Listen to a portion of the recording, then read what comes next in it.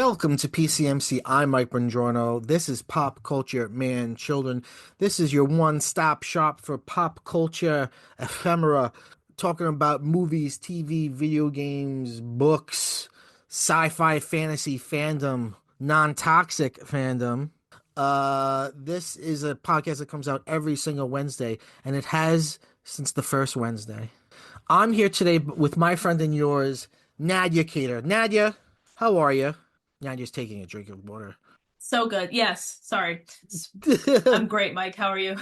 No, hydration's very important. It's very Hmm. important. I think in 2025 we should all try to hydrate more. Is Actually, that your, I was gonna ask, was that your New Year's resolution? no, I'm actually pretty good with hydrating. Do you hydrate well? Only when I remember to keep track of it. No, I'm a good hydrator. It's hydrate or dihydrate. You know what I mean? Dihydrate. Yeah. Um, so today we're talking about an incredible film from 2024. I saw the TV Glow. This film is written and directed by Jane Schoenbrunn or Schoenbraun. I'm not sure how they pronounce their name. Um, when did you first see this movie? I saw it when it first came out, in theaters. Oh, you did? Yeah, I saw it three times, actually. Wow, in theaters? Twice in theaters and once for the podcast. So, right now it's on Max. So I Yes. watched it on Max. I've seen it twice only on Max. I wish I had seen it in the theater. It's a weird experience. Was it a full To see theater? it in the theater. The first time, yes. The second time was like half full because it was a little later. But what really was fascinating about watching it in the theater is because it's a theater experience and you're in a crowd, Yeah. right? You're also somewhat affected by the crowd itself and like how the Yeah. crowd reacts sometimes influences you. And by the end of that movie, people were so confused. And I was like, this is one of those rare experiences where myself as a queer person understands everything that's going on in this movie. And I'm surrounded by like cis people who are so confused Mhm. and have no idea because Right. that experience that's reflected in this movie is not their lived experience. So it's like, wow, I'm not in a cis het white male world very briefly in Uh-huh. this movie. So So, that was interesting. so while you're watching it though, are people laughing? Are you hearing people scratch their chins? Is there silence as people try to process it? Like what's viscerally happening in the theater? There, it was more like a hushed silence. Like people Okay. were really engaged, but like they weren't sure what was happening. And Sure. I don't remember laughter, but I do remember like the second time I went with a group of trans people. Uh, And that was interesting because so it was like our little section was like, oh yeah, obviously this is what's going on. And yeah. then like I remember there was two guys in front of me, two cis guys, and they stand up at the end and they're like, what the hell did I just see? It's so the yeah, let's dive right into it. So the creator of the film, director, writer is a trans woman, right? Mhm. And we'll get into the story, but the story, most people read the story as being a sort of metaphor for gender dysphoria and the dysphoria one might feel if they well, I don't know, if the main character kind of doesn't ever accept what's going on and kind of has a sort of tragic ending. So it's kind of like here's how I put it. It's like it's cognitive dissonance the movie. It's Okay, yeah. the character is it's right in front of I'm gonna call Owen him, that's the lead character's Oh, name, yeah. only because this can get really confusing, especially since the character is unsure of his own gender identity and Yeah. they're referred to as Owen the whole time and he. So Owen is a character who refuses to see the reality of his existence and what the person he should be. So it's really like a horror movie for like trans and non-binary people. Like if you cannot accept the reality that Hmm. you need and to work and be the person that you need to be, you're living a kind of in a not real world and you're not Yeah. fully present. And so it's more like a horror movie. What happens when you don't transition? I think it was marketed, if I'm remembering the trailer. This is an A24 movie. If I remember the trailer, I feel like it was marketed as a horror movie. And as I was watching it today, there's scary things in it. But I found myself wondering, is it a horror movie? Or is it just defy genre? And what's funny, the genre is French for gender. So when we talk about genre film, we're talking about gendered films. So I would say it is horror, but it's more existential horror. It's Okay. not it's more about what's the most terrifying thing that can happen to you as a trans person. In this, the reality of the Yeah. film is not, violence or death, but it is the death of the self. Of like Yeah. you're not yourself Mm, and you are constantly putting energy towards pretending to be someone to be else. someone And else. that is frightening. That is absolutely frightening for I'm queer won- people. I'm wondering if you saw it from this point of view. There are some people, or there's some members of the discourse that are calling this analog horror, putting it along with things like Skinamarink. Hmm. The way I thought about it today is if there's a spectrum of analog horror, on the least complicated end is the VHS anthology horror movies. Those are just horror stories that are all shot with video. And on the far end, really digging into the materialism or the formalism of the genre, I think is this. This is on the other end of it, of really thinking about media and media's the way it constitutes and constructs bodies. And then in the middle is maybe like Skinamarink. Okay. Yeah, I could see I'm that. just pontificating. Well, I'm thinking like the vehicle of communication primarily through the main character Owen and his only friend and the only person that sees him for himself, Maddie. Yeah. Primarily a lot of their discourse or their interaction is through sharing these videotapes. Yes. And there's even the very end of the movie, the the glow and the sounds that are coming, that one of the truly horrifying parts are coming from, like, it sounds like an old television. Yes. Yeah, yeah, yeah. There is the visuals in this film are absolutely gorgeous and incredible. And there is a visual motif of flickering lights, which brings to mind television. Um, and there's also a audio motif of like static. You hear it throughout the film in different moments. I don't know if you noticed, the high school that they go to is called Void High School. I did notice that. So like the abbreviation is It's VHS. VHS. Yeah. Um, so in the story of the film, right, you have Owen, who is this young African American boy. And but what one of the interesting things in this movie is these two actors play from children to adults to old people, and they always seem like in the same age. And I don't think that's a flaw of the film. I think that's part of the film playing, or being playful with form. In the beginning, he's like the protagonist of the film is played by Justice Smith, who you might know from like Detective Pikachu or Dungeons and Dragons. He's like playing like a 13-year-old, and he's like, "Mom, can I go to a sleepover?" But he's clearly a man. Um, so Owen is this boy, and he's very, very isolated. He's he seems very close to his mother. He seems very distant to his father, who's played by Fred Durst from where's Fred Durst from? I forget. Fred Durst, Yeah. he's a musician. He What's the did band though? oh my God. I feel And I like that just saw was he's in VH, which is he's in Y2K as himself. Limp The Bizkit. So that's like Limp that kind of Bizkit. metal. He's also very like in the 90s and early 2000s, at the time of like Oh, rap metal was like a big yeah. thing.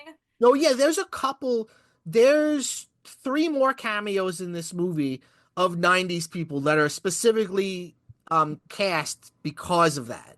Um, so he's got this not great, situation with his father, and he meets an older girl who's like a grade or two older than him, and the girl Maddie is played by Bridget Lunday Payne, who is non-binary person. They were in the last Bill and Ted movie. They played Ted's daughter. They're also in Atypical, the Netflix series. So they're really good in this actually. They give a really good performance. And so Maddie's an older girl and Maddie's reading this official episode guidebook of this show, this sci-fi kind of young adult show called The Pink Opaque. I had a question about that. Like, I remember episode guides that were a thing. Like, this was Yes. before the internet where you could find Yes. these forums and stuff. They don't print those anymore, right? Like, it's all No. online now? No, no, no. When I was watching this, I had that feeling of I remember things like that. People now, youngsters now, would not know the idea of loving something so much, but the only way to engage with it is to tape it yourself, when it airs, synchronously on broadcast TV, or to like look at magazine articles or read these little books. Like to love something that much, you're gonna read through the episodes. Um, this movie Yes. made me think about the time before the internet, how powerful TV was. TV was the only portal from your home into a larger world, Hmm. and now it's not that thing at all. But yeah, so the Pink Opaque is, so it's based on a couple things.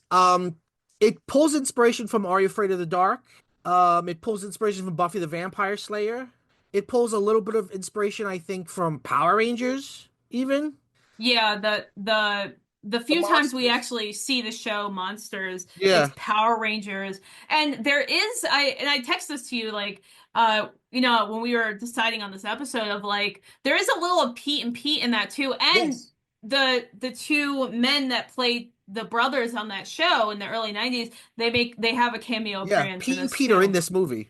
And it's not funny. It's a very weird cameo. Yeah, because they're kind of creepy. Yeah, Like they're they're just just standing there in front of his house when he comes outside. yeah, just like I think it's paralleling the henchmen from Mr. Melancholy of like the two moon people. Oh, Marco and Polo. Yeah.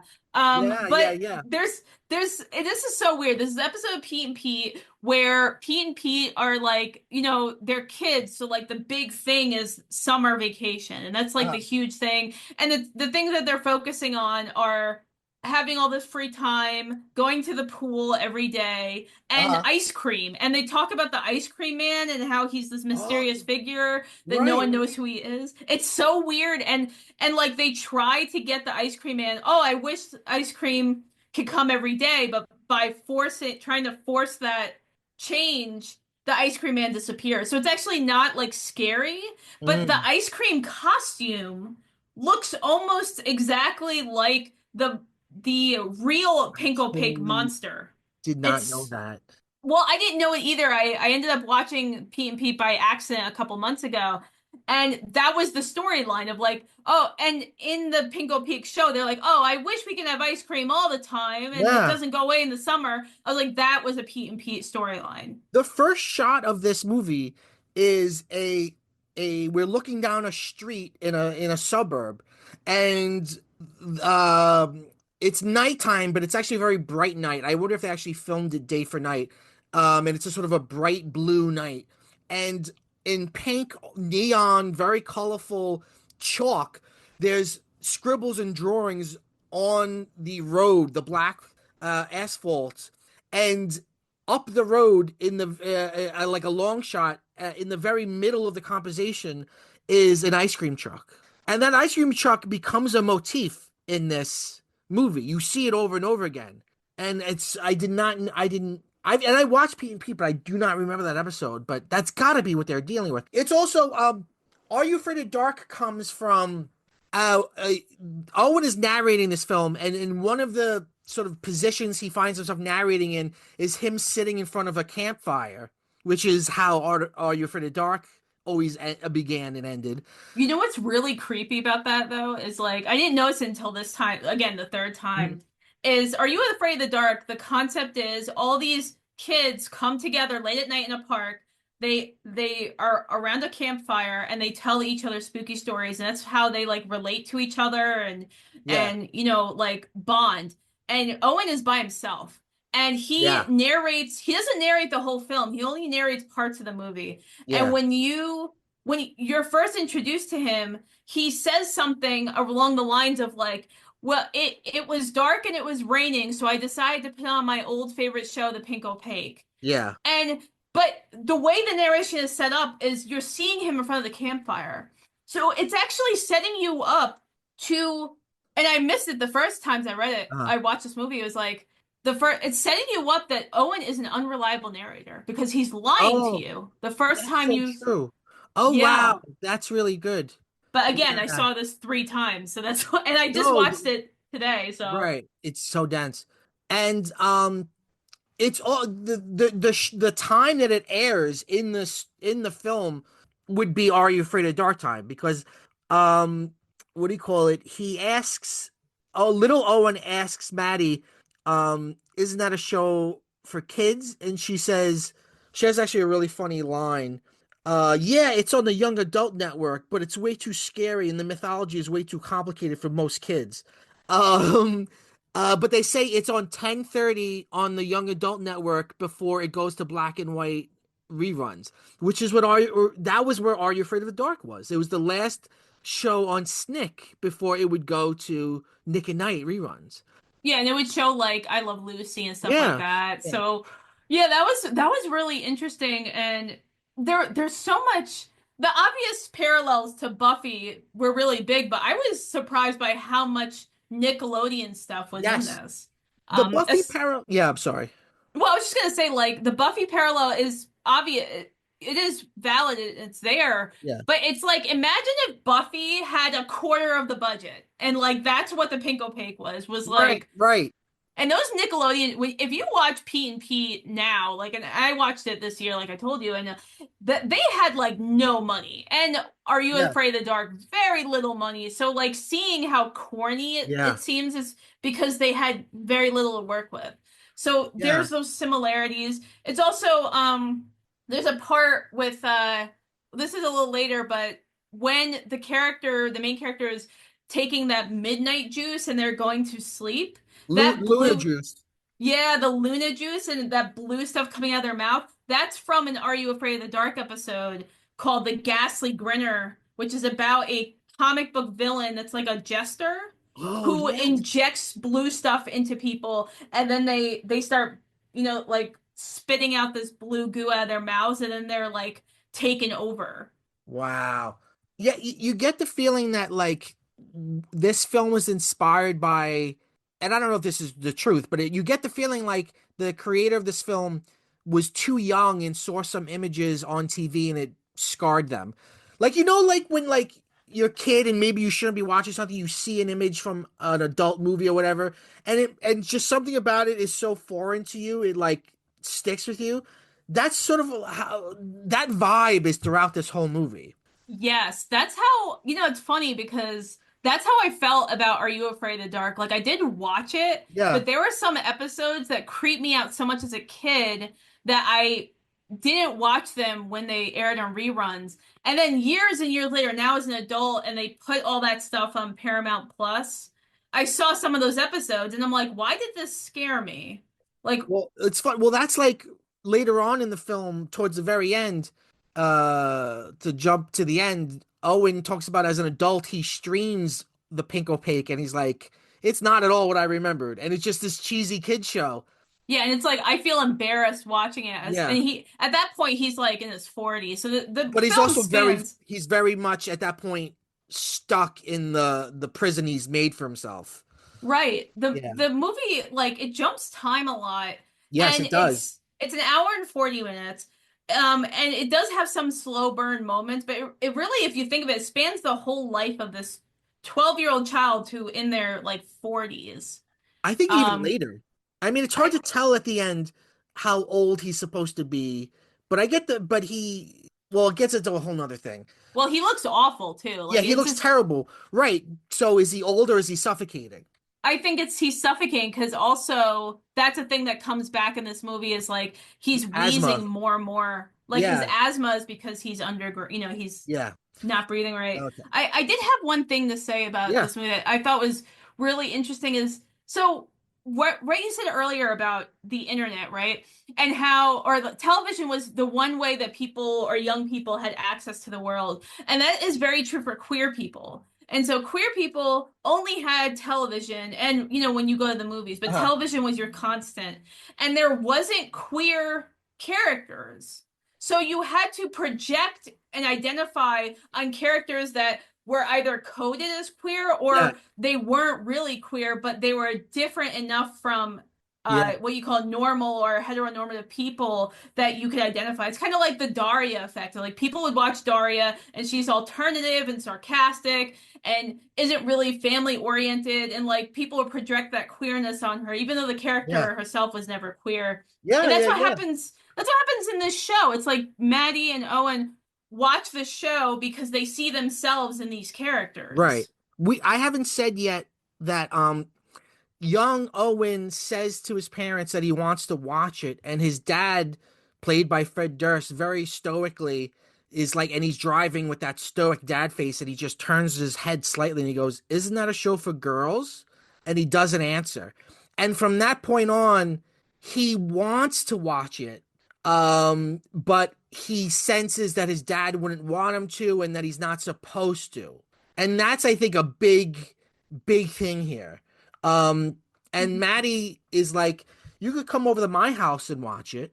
So he tells his mom he's going to sleep over this boy's house, this friend's house, which he doesn't really sleep over. He goes there, but then when the mom drives away, he goes to Maddie's house and they watch the Pink Opaque. And I gotta say, even though this is a very uncanny, spooky, scary movie, I found Maddie's basement to be so cozy. I because you notice this movie I'm a cisgendered guy, but I still get a lot of this movie. I still identify a lot with this movie without being genderqueer Mhm. because you know I understand what alienation is, and I certainly understand what depression is and what escaping that through media is like. Oh yeah. There's definitely even though like this is very much like a trans and queer story, Yeah, there's stuff here that people can really identify with that alienation and those and lying to your parents and trying to put this front of who you are. I yeah, think everyone's gone through that at some point. yeah, yeah. And that's But Fred Durst's only line in that movie. yes, And yes, it's and in one line that character demonstrates everything that you the yeah, fear, the discomfort, the complete uh total control and yeah, emotional neglect. So yeah, it's really fascinating. yeah. Uh, yes. But her basement, I know I remember basements like that with the rug and the fish tank and the fucking we're hanging out and watching TV and just the soda cans. I was like, I know this life, I know this world.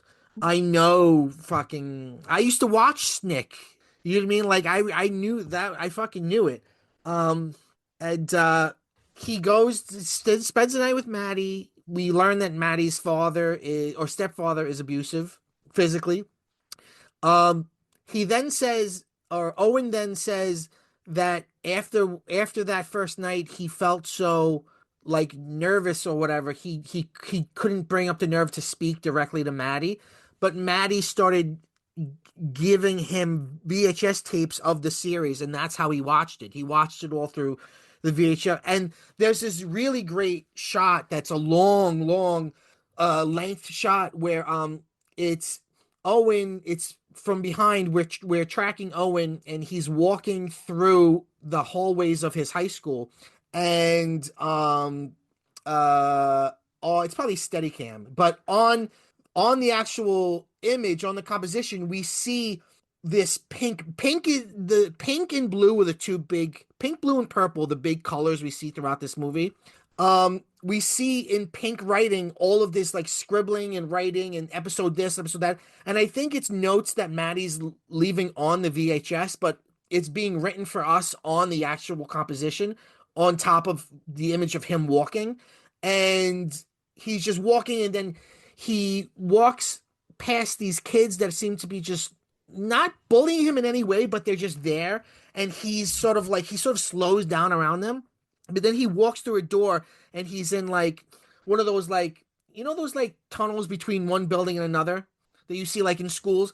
Once he gets past those guys, he's walking with more confidence and with more ease, and the windows have a pink sheen, so there's pink light coming in.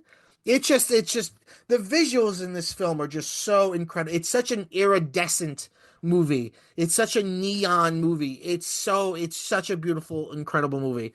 The attention to detail is incredible. You like Yeah. just like the shot you were talking about when Owen's walking through that hallway, there's all these like stupid school like what did they call those? Like cork boards Yeah. that would just have nonsense saying on it like the hardest day was yesterday, carpe diem. That means literally nothing to a teenager, but Yeah. they're everywhere and he keeps passing them and there's even a dare poster at one point and he just keeps all Yeah. this bullshit, and then the pink is where he can be himself. Yes. And that's Yeah. the thing that comes up in this movie so much, like the blue and the pink, which are very gendered colors now, Yeah. Yeah. Yeah.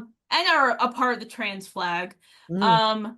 They when Owen is in pink or wearing pink, it's almost always with Maddie. It's like he can Mm. only be his true self with her. And Yeah. the blue is when he's like hiding himself. Wow. Yes. Yes.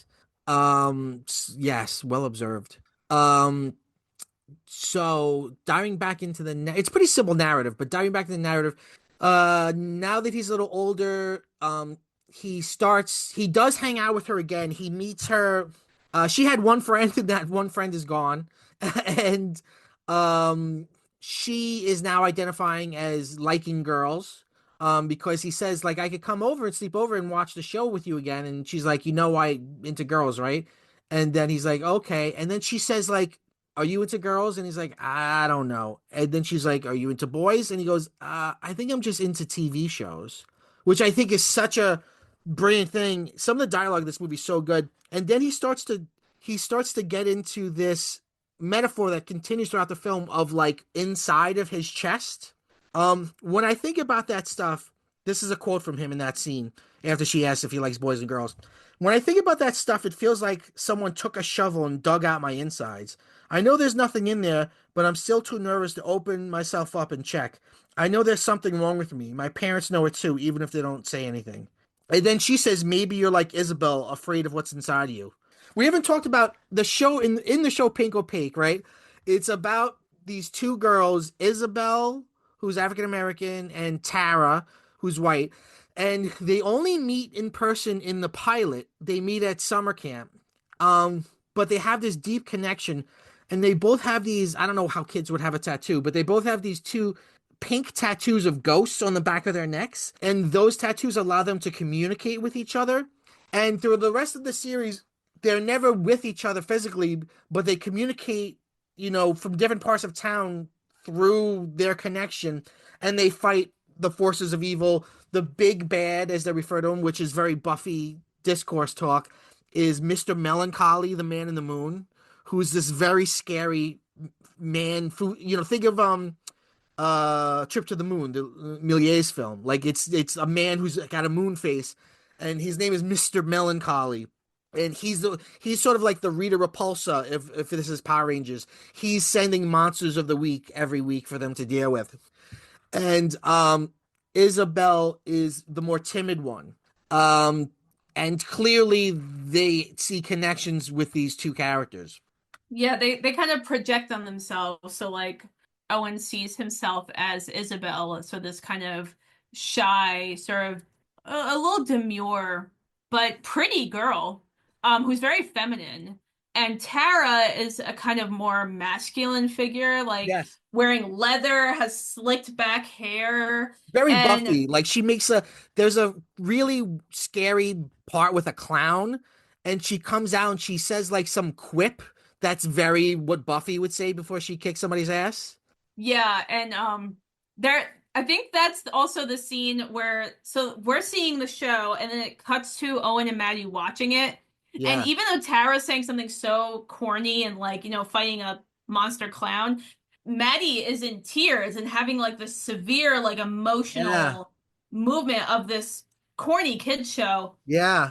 And I don't know if you noticed this, but when Maddie and Owen talk to each other, a lot of the time, especially when they're saying something really vulnerable, they're not actually facing each other. Yes.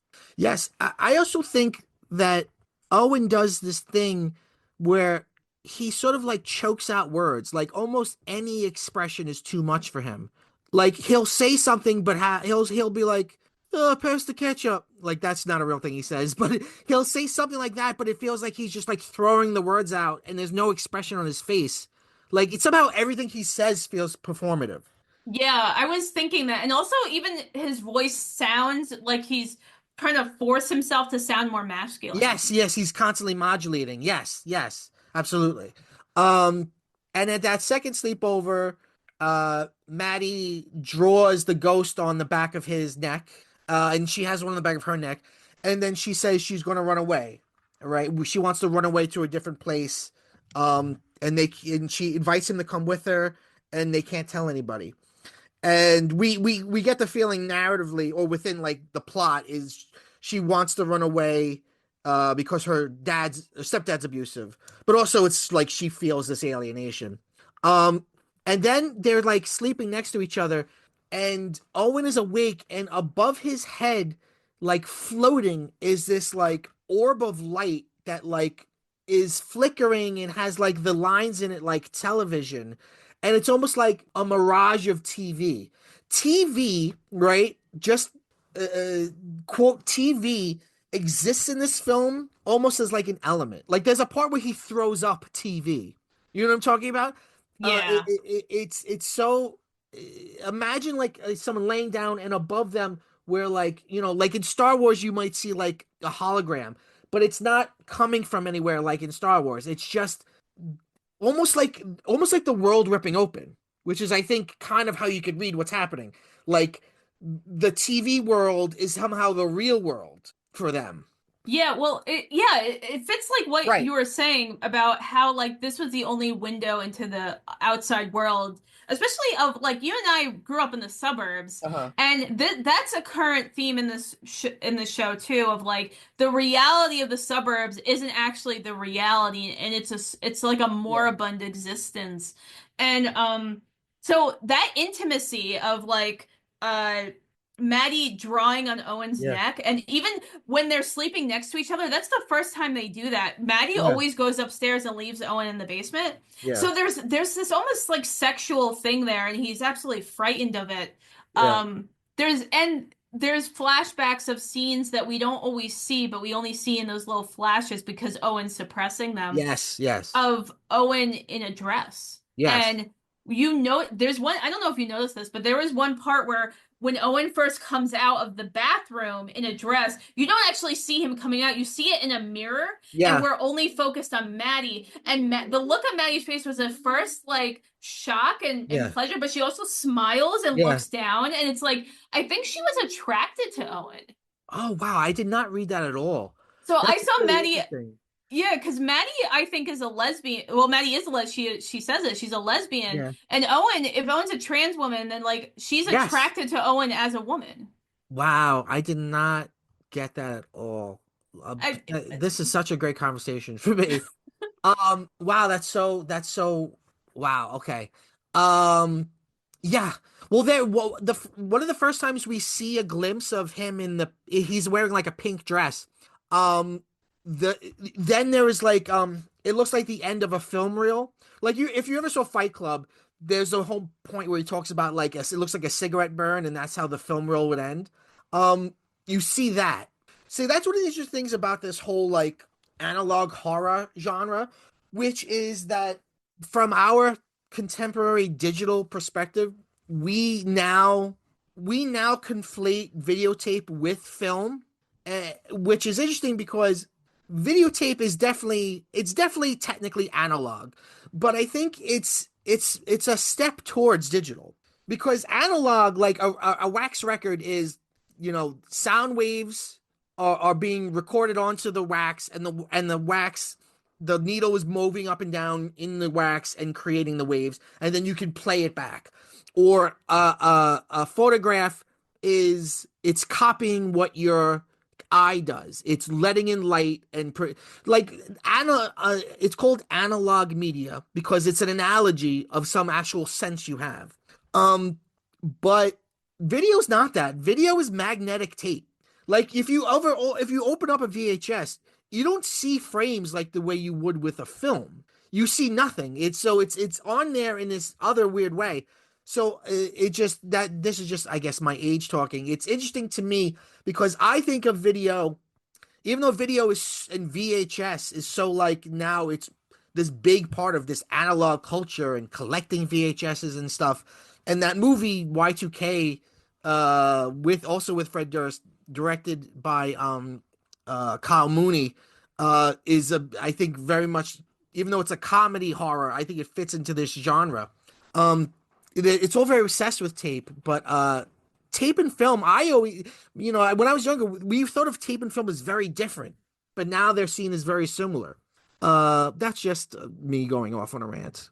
No, I love it. And the technology, I really appreciate you bringing that out because we're in this weird age of like now there's that nostalgia for VHS in the last couple of years that we haven't had before. Yeah, And so there's all that callbacks. And yeah, I remember when we did that Kyle Mooney's Netflix show, and yeah, it sometimes it felt like we were watching VHS tapes yes, of a recorded kids show. yes.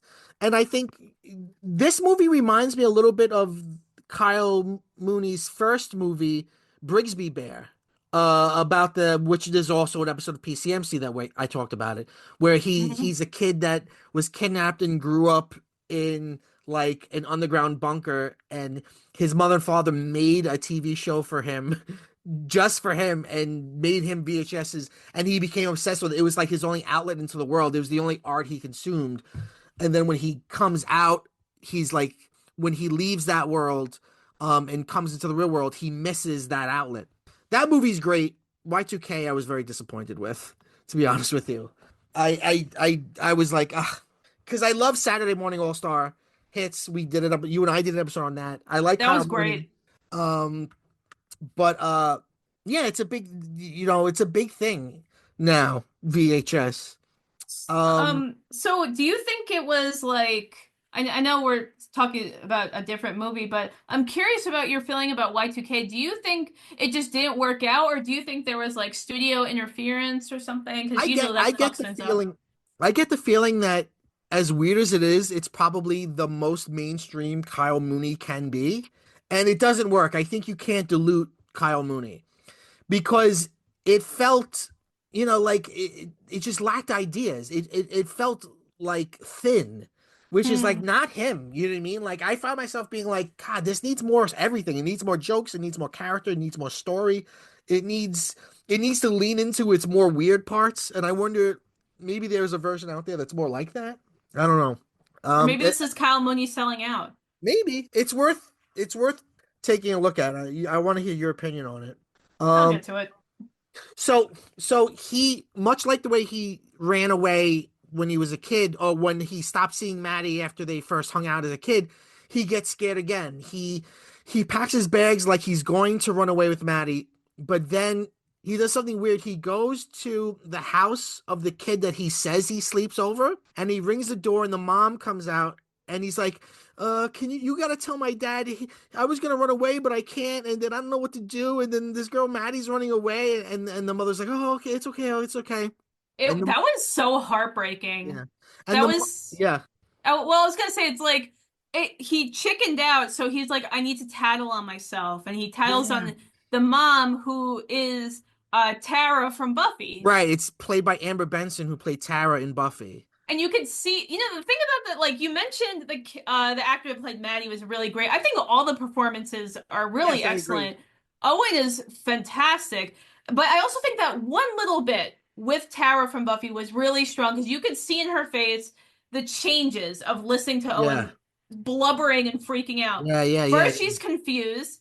And then she immediately goes into mom mode, like, I'm Yeah. gonna take care of you and do what you need. Yeah. Which Owen's mom has cancer and is in the hospital. So it's like she knew she had to give him that, Yeah. like, in that one moment. And it's so heartbreaking. Yeah. Yeah. And his fear is so heartbreaking. The fact that he, like a screenwriter, if this were a screenwriting course, the professor would say, "No, Owen has to like have a stake in what he's doing." But no, things just happen to Owen. Owen really runs away from the call to action.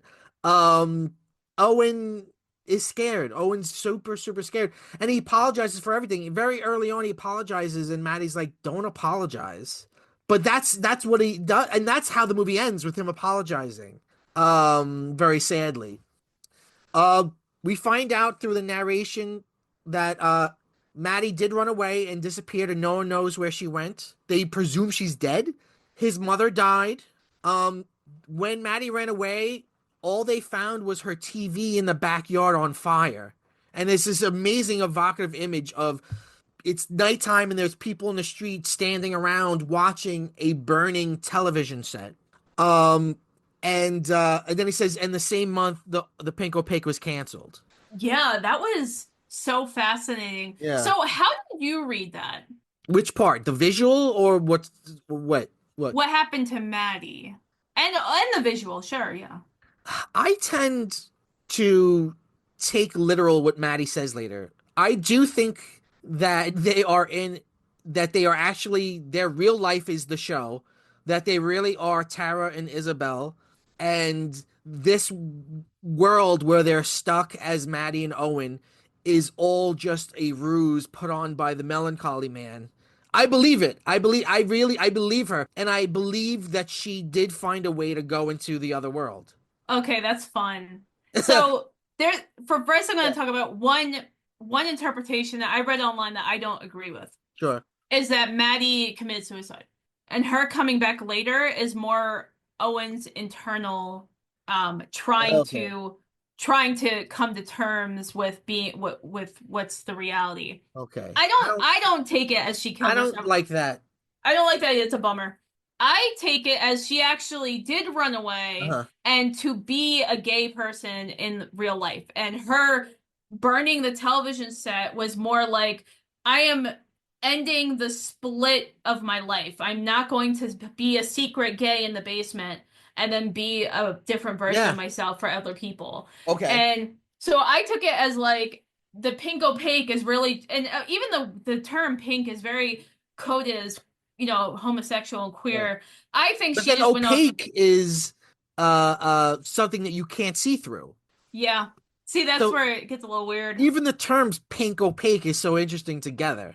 It's almost like I know, I see it as almost like a veneer or like a miasma of just this bright Yeah. color. And you don't really know what's Yeah. in it, but you know that that's the gay part. That's where you want to be. But So, do you think when Maddie comes back, because we do a time jump 10 years and now he's a young adult working in a movie theater with Connor O'Malley from I Think You Should Leave. Um and she comes back and she says, well, they get into the final episode of the show. She basically says that I went into the other world and I'm really Tara. Do you think that she's crazy, that she's schizophrenic, or do you read it as that's true? okay, so here's how I read it. I read it as that she never came back.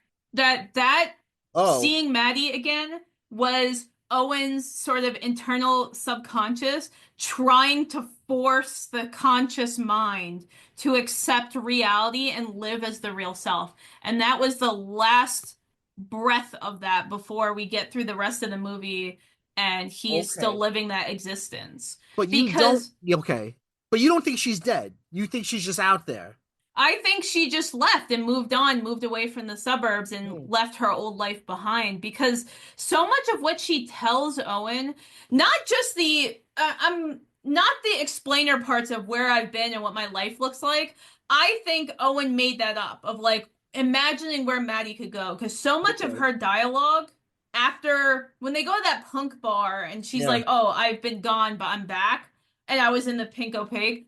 I think that's him just trying to come to terms with his queerness, and his queerness is the show and her. That's the only time he's ever experienced that. I think figuratively that's what the art of this movie is doing, but I think narratively she's for real. I think narratively this is a horror sci-fi movie, fantasy movie. But But its so much of what power, she says is the same stuff she was saying before. yes, That's yes. why it's like, how could someone leave for 10 years and be the same person essentially, but slightly better? Well, she That's says that why, time moves different in the other world. but she even says she goes through different phases. Like she gets a job Yeah, at the mall and yeah, yeah, she buries herself again. And yeah. she keeps repeating the same shit. That's why Uh-huh. I was like, that's why I think it's just Owen projecting because she's Interesting. not saying anything about the other life. It's more like, I tried to leave, but I'm still stuck, so I had to bury Yeah, myself again, and then I came back for you. And imagine that as like the only person who in your whole life has ever seen you for the real yeah, you, and they come back to save you. yeah, Like, and I think that's like his reality. And, everyone has their own interpretation, but like, I think that's his desperate attempt to try to be different, but he can only be different with her. yeah. And without her, he has nothing. Her in the show Right, right, specifically. right. All right. So for people listening, and I imagine if you're listening to this, you've either watched the movie already and just want to hear some discourse on it, or you're not, and we're just ruining it, which is great. Go and watch it anyway. Um, but to add some clarity about her burying herself. Um, Owen talks about the last episode of The Pink Opaque. He actually goes back later on and he watches the VHS of it. And in the last episode, the two characters meet up again. But when Isabel goes to approach Tara, um, Tara, it's really not Tara. Tara was kidnapped by Mr. Melancholy, and her heart was cut out, and she was gagged and tied up and buried alive. And then in probably the scariest sequence in the movie, uh Isabel Isabel is also tied up, and we see Mr. Melancholy, and he's like this, just the effect of him is this like moon face that's constantly like a dream, like kind of like it doesn't stay still, it's constantly moving and morphing and stuff. And he gives the Luna juice to knock her out, and cuts her heart out and buries her underground. That's the supposed last episode of the show, and then it got canceled. So there was no season 6. God, imagine that though. Imagine Imagine, right, right, like watching a kid show that ends on a cliffhanger like that. right. But it's so Brutal. brutal. How could that be? But so when she goes back, she says, like, I realized that she said I paid some stoner who I knew who liked me to bury me alive. And first I pissed myself and shit myself, and I got terrified and I was scared. And then I clawed out, and I was Tara, and I was in the other world. And I was in season 6, which is so interesting because she still doesn't refer to it as like the real world. It's the real world is the TV show. She says I'm in season 6, but what she says is so interesting because she says, like, when I was Tara, it was like waking up, and my life as Maddie was just this dream, and it was very quickly like fading from my memory the way a dream does. And I found that very evocative. The idea of like imagine your whole existence fading the way a dream fades when you wake up. Yeah, that was, and also the brutality of burying myself. So it wasn't like just the monsters were doing that, like in the show, but it was I had to bury who I was Yeah. to come out of the grave and be the person I need to be, which was Tara. Um, But what do you think and about that though? Because mhm. like with gay people, there's this figurative concept of the closet, right? And that you would be in the closet and then you come out of the closet. Um, and that becomes a visual metaphor in many great films and stuff. But in this film, the way that Maddie like finds her true self is by being buried alive. I Or is took she it wrong? as Is that not the way to do it? Is the way to do it a different way, like opening your chest like he does at the end? so I took it as burying yourself is a play on the trope bury your gays. Okay. bury your gays is a trope that means when gay writers are writing about queer characters but couldn't be open about it, Mhm. they kind of hid that sort of symbolism and motifs. Early on, you would have these queer coded characters, but often they would die. And this is the reverse of that. It's like to live, you have to kill off the straight version of yourself or the Okay. not real version of yourself. That's what Oh, I thought it was. okay. Oh, I see what you're saying. And Okay. what's interesting is that they go to, so Maddie convinces Owen to go back to the high school. And I thought that's why it made me think that she wasn't real, Hmm. is because the last time Owen was as close to Isabel as possible was in high school. Uh-huh. That's why I was like, this is why, how could they get into the Interesting. high school? And they're in the parachute that was in the beginning, which has Yes. all the colors of the movie and also the trans flag Right. colors. And they're projecting, and Maddie's telling Owen of the plans and what you have to do to be in the real world in Yeah. this like image. And It's then a great there's the monologue. oh, it really is.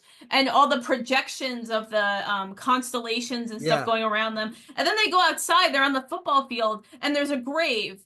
And like the idea was like Maddie's like, okay, now you have to bury yourself. And Owen again Runs away. gets runs away. Well, he tackles her Yeah. actually.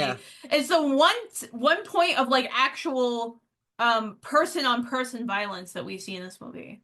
Yeah. Um, and that's not even super violent because she gets up, but Yeah. he cackles her to stop her to shut her up and then runs away. Yeah. And what I was thinking of that is this is a little different, but I had a friend who was in a long-term abusive relationship. And and it wasn't physically abusive, but it was mentally and emotionally. Uh-huh. And after that relationship, right, where my friend had to suppress themselves and had to adapt the behavior and the style of their abuser. Then, when that relationship ended and they finally left, what did they do is they returned to what they remember they used to like. They Uh-huh. started eating the foods that they ate that they didn't eat when they were in the relationship with this Uh-huh. person, but ate like 10 years ago, right? Then they started watching movies again. They stopped watching movies because their abuser didn't like movies and didn't want them played. So they never watched movies in like 10 years. Then they Wow. went back to watching movies. Then they were listening to music that they were listening to that 10 years ago, right? And the Uh-huh. reason why I bring that up is because Owen is never shown as being, even though his father is frightening, Yeah. we don't see any physical violence. We don't even see verbal abuse. There's No. just silence. And Yes. There's but that oh, great, yeah. yeah, but there's that adaptation of that lifestyle living in suburbia, which Owen does. Owen inherits the house Yeah. and lives in it and works those shit jobs. And there's also that death. There's something about suburbia that's like a death for queer Yeah. people. And that the reason that's why I made that equation of like Owen was so terrified of the unreal or Mm. the possible that he forced himself into this mold. Okay. And that's why I thought like the high school was interesting. It's like he had to go back to high school to who he was very briefly, being very close to the person that he needs to be, Right. and then again chose not to. And then he says in the narration, "I never saw Maddie again. Yeah. Never see the high school again after that." Mhm. And that's when he tries to watch The Pink Opaque on streaming when it comes out. And right. And I think it's thinking about analog and digital, the idea that watching it later on streaming and it's like he has no connection to it is so interesting. Like you need the analog. A couple things I want to touch on. Um, it begins with that idea of the parachute. Like I don't know if you ever did that in class. Like I remember doing that in gym class. You'd have a parachute and you'd all like flip it up together and then you could like run around.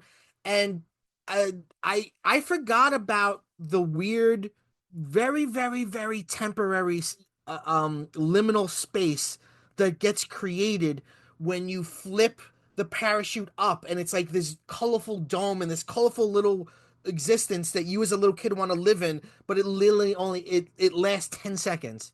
Um, and then that's brought up again when Maddie brings him to the high school and she's like in this like tent uh talking to him, trying to convince him. The other thing I want to say is you talk about the silence with the dad. There's a really scary image of the dad. He comes home and he's like, "Oh, sorry I'm late, Dad." and then the dad just looks at him, and everything's dark, but the dad is illuminated by the glow of the TV, which there's many shots like this. This movie is very low key lighting, but then there's like bright like TV images. And the father has like I guess a mustache. It's hard to see, but the father just looks at him, and he looks like Mr. Melancholy. The father just looks at him, and it's just a scary. It lingers so long, and it's just such an uneasy, creepy image. And then later on, he freaks out, and the father runs downstairs, and he finds him with his Owen's head is in the TV, and the TV's sparking.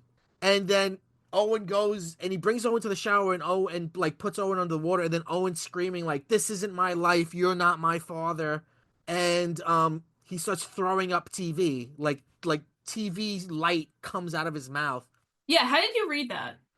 Well, I like I said, I really literally believe Maddie. So when Mm. he has those moments where he freaks out and he's like, "You're not my dad." I feel like he's almost there. He's getting to that point where he needs to get to be like, "This isn't real," but he always chickens out.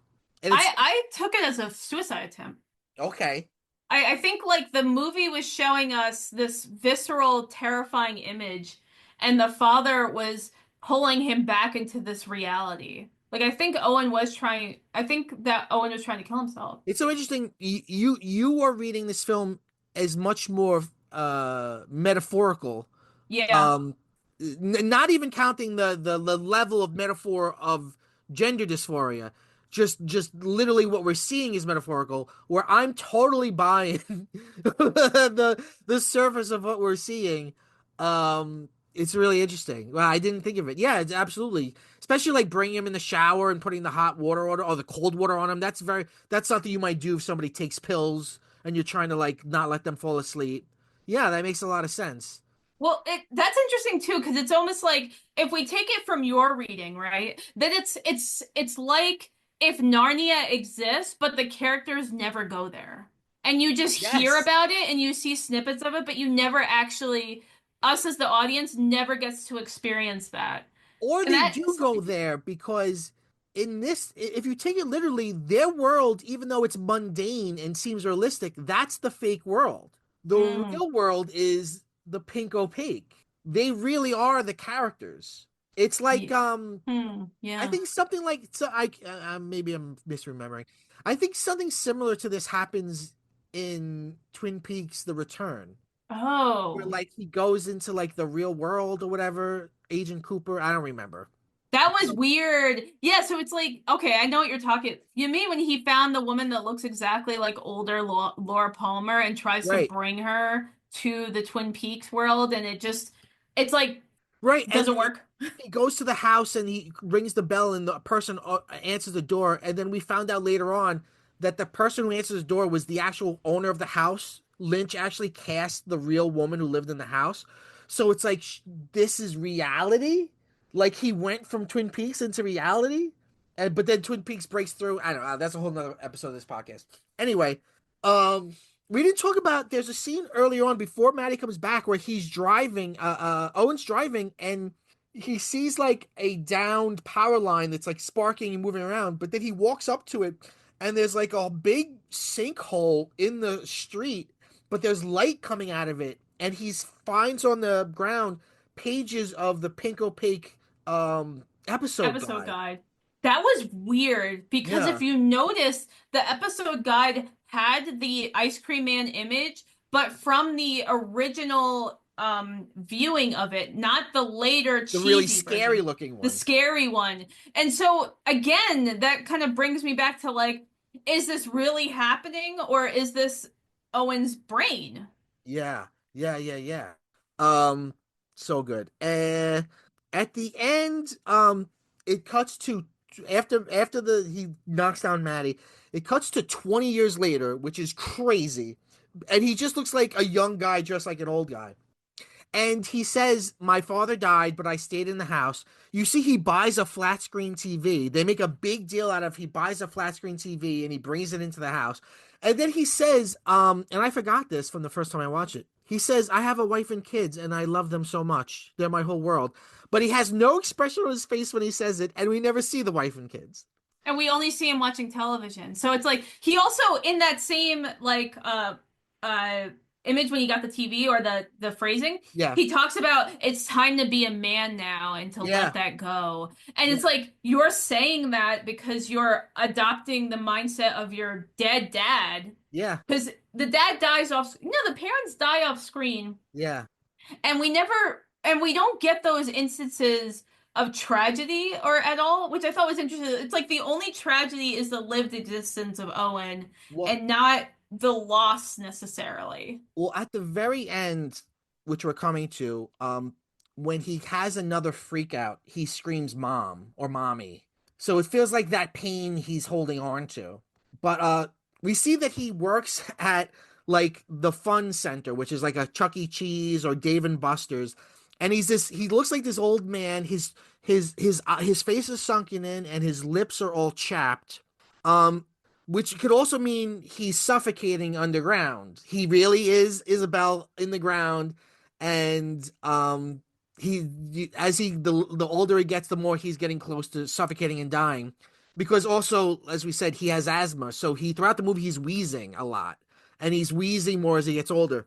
But then we see it's like a kid's birthday party, and O'Malley's there, but Connor O'Malley's not old. He's the exact same age he was before, which is very weird. And they're singing happy birthday, and just out of nowhere, oh no, then Connor O'Malley's like, let's sing it again, and they start singing happy birthday again. And then old Owen just starts screaming, and everyone in the room stops and their heads hang down like a dream, like they just that reality just stops for a second.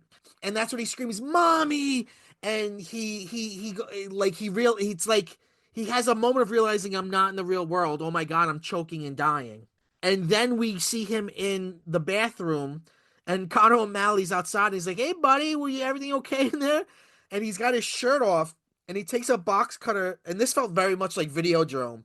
He cuts his chest open, and he goes to the mirror and he opens his chest, and out of his chest comes TV light, and he looks happy for like a moment.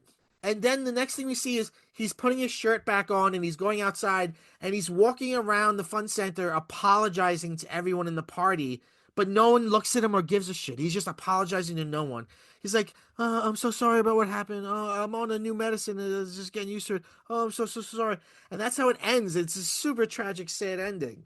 Yeah, that was such a it heartbreaking. It's a truly heartbreaking movie. And the things that um I really reflect on earlier in the episode, I said that the second time I watched it, I went with a bunch of trans people. And Yeah, after the movie, we spent a little time talking about that and like what's the experience of being trans and seeing a movie like this, right?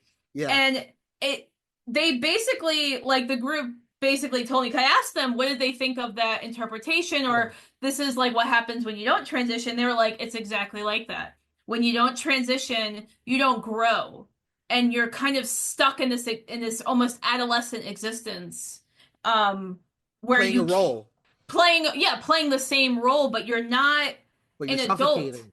Yeah, you're suffocating, but you're not. The thing is, it's kind of hard to describe, but you're basically if you don't transition, and it's not even medically or um surgically necessarily, but if you don't transition mentally, Like if you emotionally, don't and live your socially, true self. yeah, if you're not yourself, if you're not accepting of yourself, what that does is it kind of stunts you. And I've known friends who later transition, so but like throughout their like teens to their 30s even, at some point you stop growing mentally. Like you're just a regression. And I think that's what's happening in this movie. Like even though Owen looks old and his body's dying, essentially, like that's what we're seeing, he doesn't really grow up and he doesn't Yeah, be a real person. He's a shadow of a person that kind of lives between realities. And it's yeah. fucking heartbreaking, man. It's a really That's bummer ending. yeah. Why do you think that? Like, you could honestly, you could have the last shot be him with his chest open, and then just cut out the shot afterwards, or the couple shots afterwards where he's going through apologizing. Why do you think? Is it because it's a horror movie and we want to horrify you? Like, why do you think the choice to not have him get there? I think Or it will is he ever more. get there and we don't see it? No, No, I he's don't never think gonna he get there. will.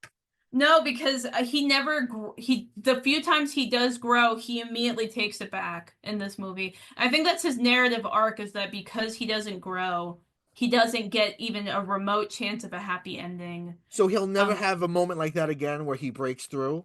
I don't think so. Or he might just honestly kill himself. I just can't imagine how do you live like that for that long. What a That's bummer. a bummer. I'm sorry. That is such a No, it bummer is. It's a statement. bummer. I mean, it's a dark movie. But Although I I also do think it has humor and it's pretty. yes. I think that it's a really dense movie and there's so much to pick apart here.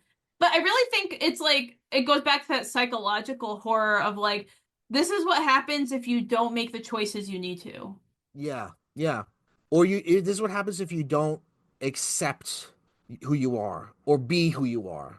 Yeah, because and I think back to Maddie's like really great monologue of just that not just running away, but literally burying herself and having to claw Yeah. out and be real. Like that was a brutal telling of this is how you become yourself is it's a lot of work and it's painful.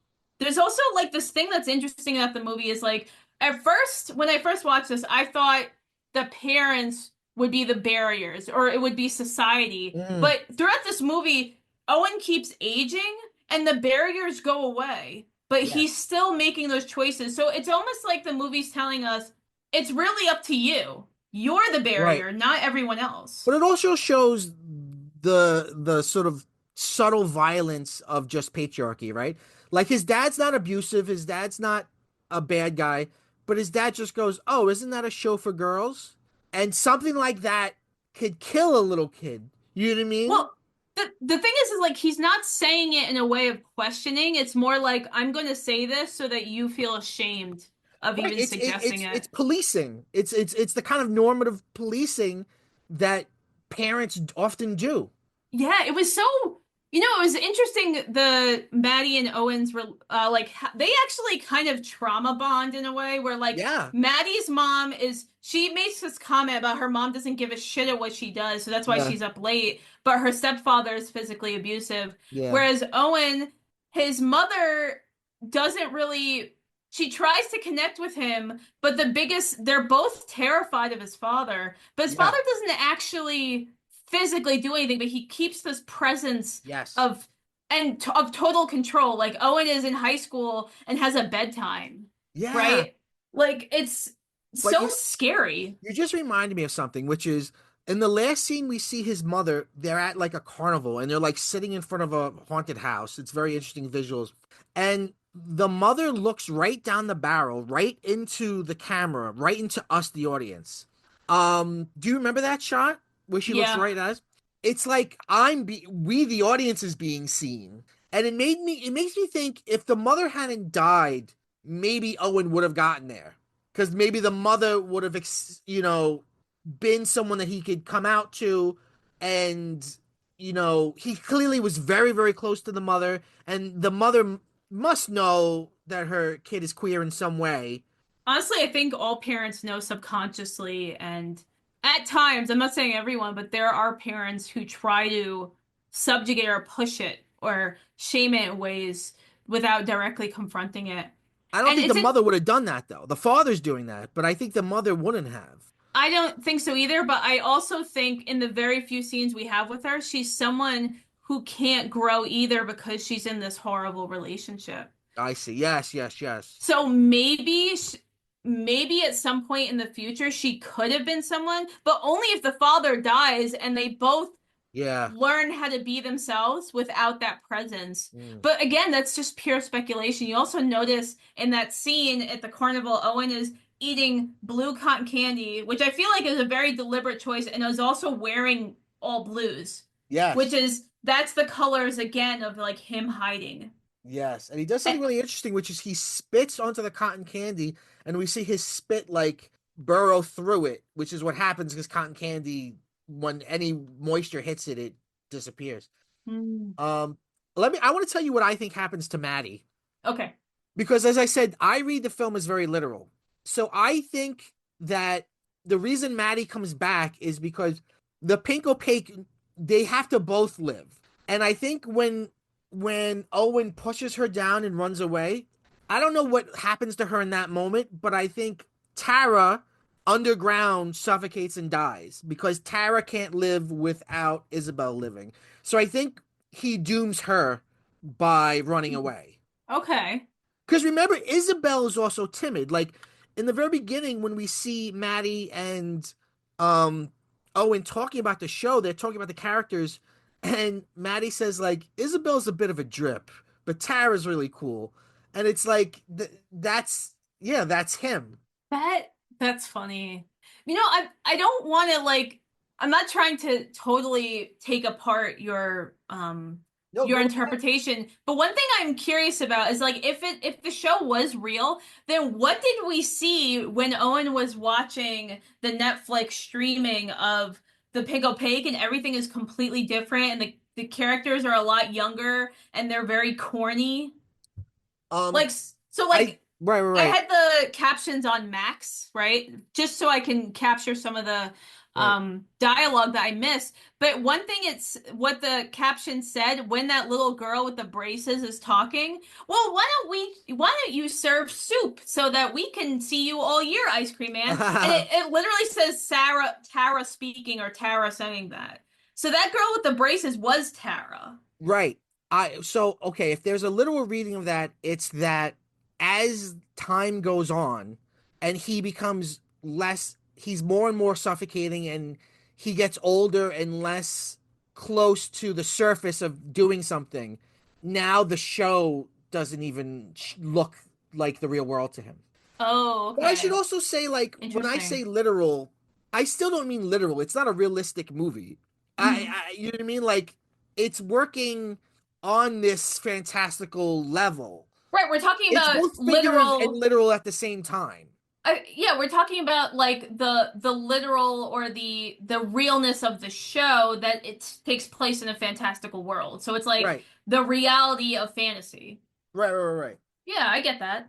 That's no, but that's an interesting read too. Of like then he loses Tara forever, like literally, tackling her, but also figuratively because the show he can't connect with her anymore. Because Interesting. if she needs him too, I think. Yeah, they need each other to Yeah. live in reality or the Right. reality of the pink opaque. Right. But in the show within the movie, they talk about how they only met in the pilot. So they're like a team, but they also um aren't together. Well, they're not together like physically, but they're together in the psychic plane, and I kind of took that as how queer people communicate with each other. Okay. So like I thought of like when I think of pink, I did think of literal like signaling of like using pink or lavender where gay men would signal to each other by maybe Uh-huh. having like a flower or a lapel that's purple or pink. So like he's gay too Mm, and you guys can communicate. So that's right. kind of how I took the pink and the constant pink of and in the show they could communicate really as themselves and as queer people as Mm, opposed to the reality where what we've seen and we talked about earlier is like they couldn't even face each other most of the time and they weren't looking at each other when they spoke. yeah. I'm looking at my notes now, and something I noticed the second time I watched it. There's a scene when we cut to 20 years later, we're in the fun zone or whatever the fuck it's called, and we see this game where this little kid is in this booth, and there's these dollar bills floating around, and he tries to like capture as many as he can. But if you look on the top of the booth, there's a little LED strip, and the strip says, "You are dying right now." Ooh, creepy. Yeah. I also saw that like and they show you deliberately in the arcade is like they have games based on the show. Yes. Yeah. Like it was a throwback. Like they had so I've been to arcades kind of recently and there's these new games where you sit in chairs and you have these like guns and you shoot and you're basically playing oh my God, what was that game from the 80s with the aliens coming down? You had to shoot them before they landed on Earth. Do you know what I'm talking Space about? Invaders. Yeah, it's Space Invaders, but in the movie it was Mr. Melancholy and you're shooting at the moon. Yes, yes, I did see that. Yeah. And yeah, and then they cut to another arcade cabinet and it had the two henchmen, the Luna henchmen on it too. So Yeah. it's kind of like in this reality, it's nostalgia. So, but it's also it's a layer away from reality because nostalgia always looks better than what it, when you from what you Right. remember than what you Right. actually see. Right. Yes, exactly. Right. At some point, Oh, they're yeah. gonna reboot the Pink Opaque, and he's gonna go online and talk about how he hates it and how it ruined his childhood. He's become a neckbeard. Um, God. well, is there anything else you want to say about this great film? Oh man. I feel like we You really got into it. We really did. It's a really dense movie with so much like in there visually. But I did have a question more about um Yeah. so one thing is like I use Letterboxd and I write my reviews in there, usually Sure. brief ones, but I'm using it similar to Goodreads of just tracking when I watch movies and when I watch. Yeah. And a lot of Letterboxd reviews are negative and people say it's really corny. Like I saw people as a corny movie and it's Really? embarrassing or cringy. Yeah, and I was trying to figure that out and I think that this movie that we seen really speaks to our generation as millennials and anything after that, so much is lost. I think that makes a lot of sense. I'm looking it up on Rotten Tomatoes, and it's got an 84% uh fresh, but it's got a 71% audience score. So the audience score is not as positive as the the viewer score. Hmm. I'm looking at some of the negative stuff. That's, I do think, but I don't know, like part of me is like, yes, we can understand it in a way that they can't, but a lot of this analog stuff is young people. Like you see young people like interested in these things, and it's like people in the 70s who were super into the 50s. Like, you know what I mean? Like people like you see it like a young kid being like, I wish I lived in the 80s, like Stranger Things, and it's like the 80s was pretty terrible. Like Well, like I don't know. yeah. I feel like you could have nostalgia in a cultural sense for something you weren't even there for. Well, how I am interpreting those negative reviews is more like it's too close. So, like when you're talking about that nostalgia, it's multiple decades, right? So, I Yeah. feel like I Saw the TV Glow might speak more to future audiences, like younger than the Gen Z right now. Because right now, like Yeah. imagine watching being in 1995 and Mhm. seeing a movie or a television show or clothing from 1985. Yeah. Like that would be outdated and embarrassing. Yeah. I see But what you. but seeing 85 clothing in 2000, 2010, that's where the nostalgia hits. Like it has to be a certain Yes. distance I apart. see what you mean. So that's one thing. The second is there are more trans and queer characters than there ever have been, and very upfront and very story like the real, their stories, right? In a way that we haven't seen before. So like that looking at a TV show and projecting yourself on it and really Yeah. identifying with the character, that's something that doesn't exist right now for Gen Z.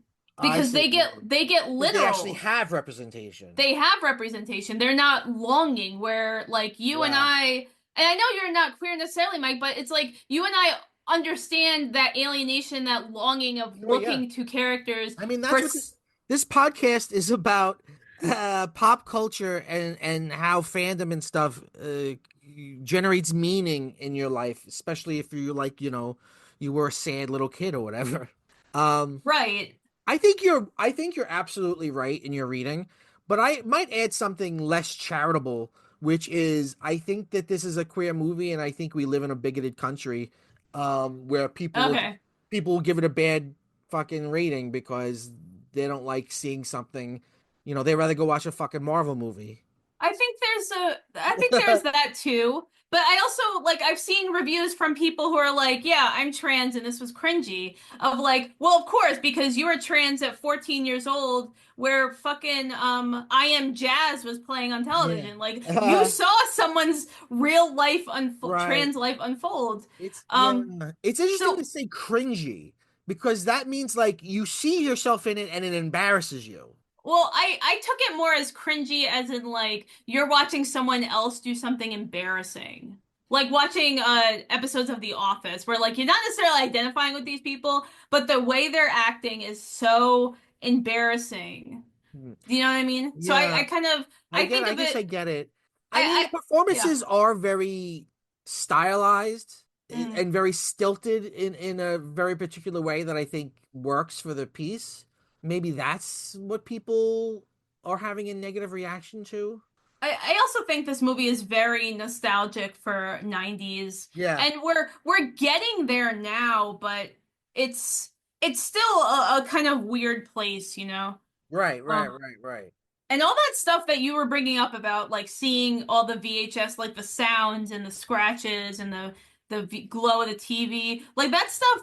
People, if people never watched VHS or those CRTVs, you're not gonna catch that. Right, right, right, right, right. Yeah. Well, this is one of these films that I feel like no matter how it's received now, if it gets remembered, it'll only be cherished more and more. Oh, it's great. I think it's a movie that I mean, we're speaking to the future, but I think it's a movie that could age really well and that Yeah, absolutely, absolutely. Well, Nadia, I think we did it. we did it. Um, Thank you so much for being here and talking about I Saw the TV Glow. Um, yeah, how's 2020? What are you looking forward to for 2025? Oh man, I think the only thing I'm looking forward to is like better movies and television. That's really we're gonna need that. We're gonna need that kind of escapism, I think, of like of media. And Yeah.